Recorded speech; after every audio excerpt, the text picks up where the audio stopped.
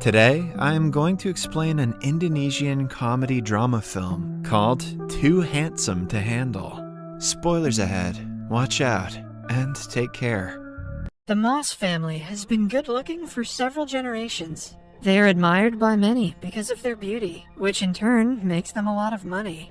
The eldest son, Okis, is an internet influencer. He has millions of followers because of his looks, and is also considered a love guru who helps men impress their crushes. The father, Pakar, used to be a heartbreaker who dated more than 1,200 girls before meeting their mother. Meanwhile, the mother can also be considered handsome because of her masculine features and an obvious mustache. Lastly, the protagonist, Kulin, is the youngest son and the most attractive of them all. The family has gotten used to their life as people with good looks, except for Kulin, who struggles to live normally because of his handsomeness. He often wishes he was only mildly attractive. That way he could go out without being chased by a crowd of women every time. Girls go crazy, pass out, pull their hair, and often get nosebleeds on getting a look at his attractive face. Poor Kulin. As a result, he has never had a genuine interaction with a girl. He avoids going out in public as much as possible, and has been homeschooled until now. Kulin has no friends he can talk to, other than his pet fish. He often plays cards with it, and talks to it out loud. His family watches him through a camera, in worry. They want him to have a normal teenage life, and try their best to help him. Okis frequently shows him pictures of girls, trying to hook him up with someone. However, Kulin says that his type in girls is someone who doesn't like him. He wants to be seen for his personality and interest, not his face. Perhaps Kulin wants to date his fish. When nothing works out to motivate Kulin to go out, the family takes it a step further. They plan to fake financial problems and guilt him into going to school. One night, when Kulin wakes up to drink water, his parents pretend to be worried about their finances. They dramatically declare that they will only eat scrambled eggs for breakfast until they earn enough money for Kulin's homeschooling.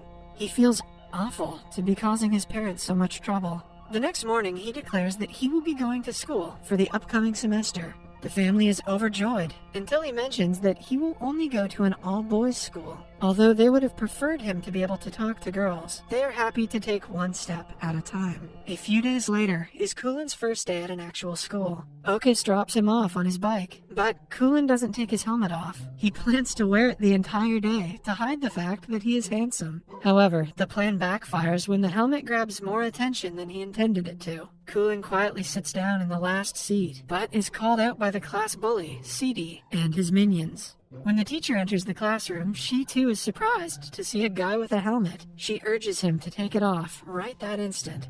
Although reluctant, Kulin has no way but to oblige. He slowly takes the helmet off in a dramatic way, revealing his face. That plan backfired hard.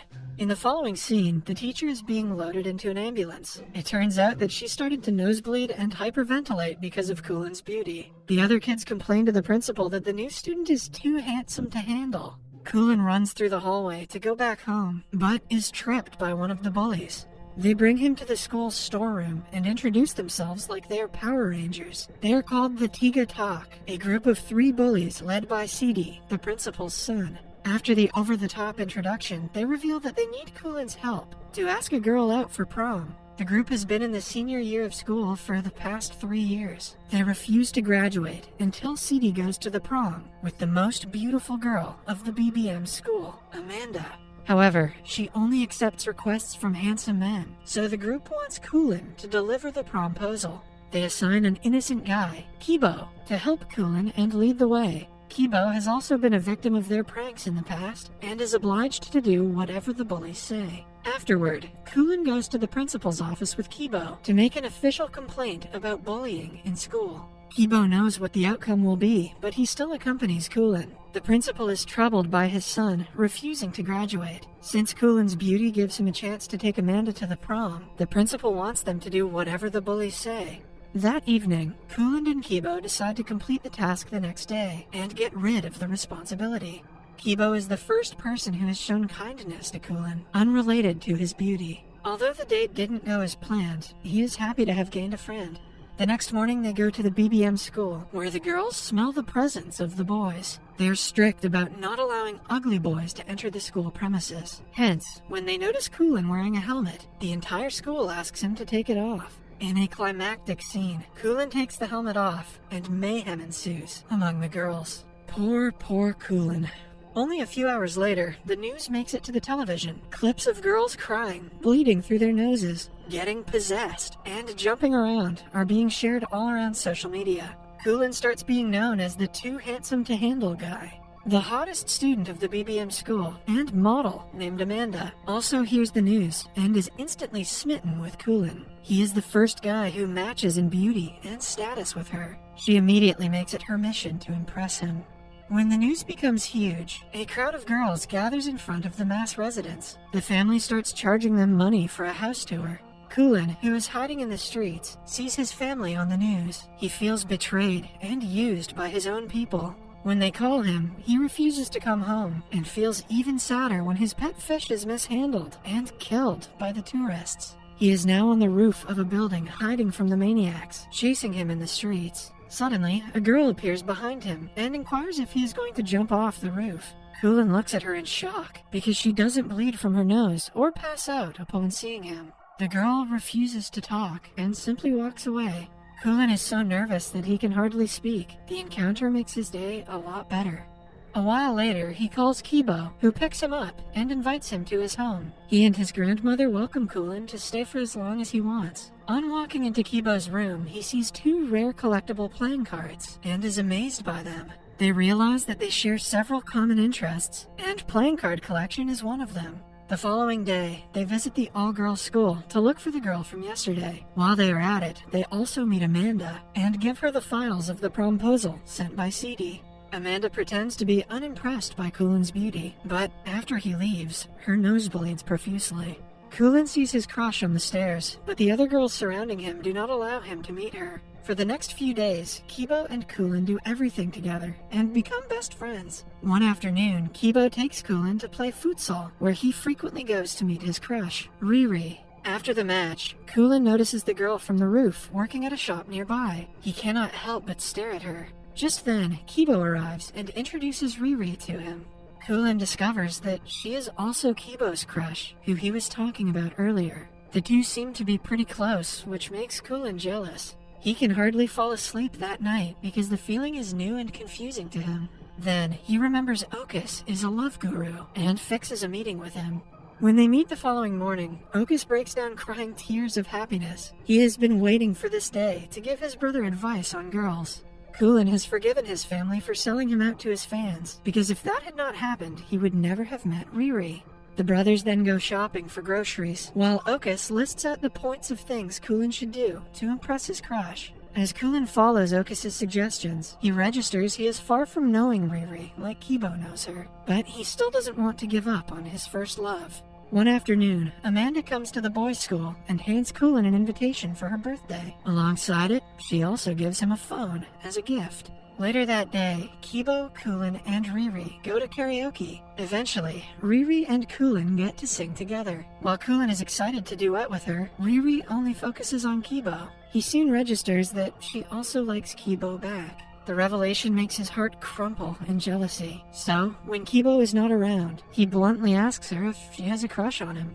Initially, Riri denies it, but when Kulin lies about Kibo being in love with Amanda, her face drops. Her expression is enough to confirm his suspicions. After returning home, Kulin calls Amanda and asks her for a favor. She happily agrees to do anything he says. The next day, several people gather at the venue to celebrate her birthday. When Kulin and Kibo arrive, Amanda welcomes them. Strangely enough, she seems to be more interested in Kibo than in Kulin. She even pulls him aside to talk to him in private. At the same time, Riri arrives at the party and sees Amanda kissing Kibo. Heartbroken, she runs outside. Taking advantage of her vulnerability, Kulin confesses his feelings for her. Riri thanks him, but claims that she never saw him as someone more than a friend. Even after conspiring against his only best friend, Kulin gets nothing in return. The group of bullies also see Amanda kissing Kibo and are enraged with jealousy and anger. They beat Kibo up for it, while Kulin watches from nearby, too scared to interfere. Later, he brings Kibo home and dresses his wounds alongside his grandmother. Only after seeing him moan in pain does Kulin realize that he has made a huge mistake. The next day, Kibo gives him a legendary card from his card collection that Kulin had been wanting for a long time. Guilt-ridden, Kulin confesses to everything wrong he has done until now. Kibo is shocked and hurt by the betrayal. He claims that he would have left Riri if he knew Kulin liked her too. The words do nothing but hurt Kulin even more. At last, Kibo orders him to get out of the house immediately. Knowing that he is in the wrong, Kulin simply leaves. He finally returns home after a month. His family is overjoyed, but the same cannot be said for Kulin. He locks himself in his room and doesn't talk to anyone. But most of all, he misses his best friend. The two bump into each other at times, but never share anything more than a glance. At home, Kulin's mother is worried about his well-being. She approaches him one night and gives him his pet fish that never died. She also tells him that he can go back to being homeschooled if that is what he prefers. The family only wants his happiness and is ready to do anything for it.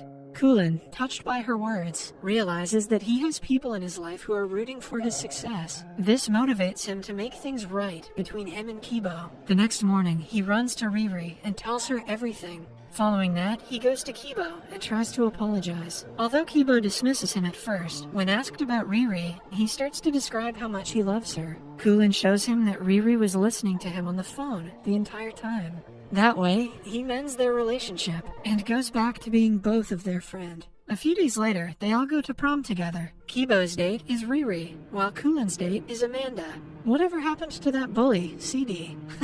Who cares? As expected, Kulin and Amanda win the title of prom king and queen. Kulin hears a girl comment that he is only mildly handsome and is instantly drawn to her, indicating the start of a new relationship. Subscribe for more videos like this, turn on notifications, and leave a like to help the channel out. Thank you for watching.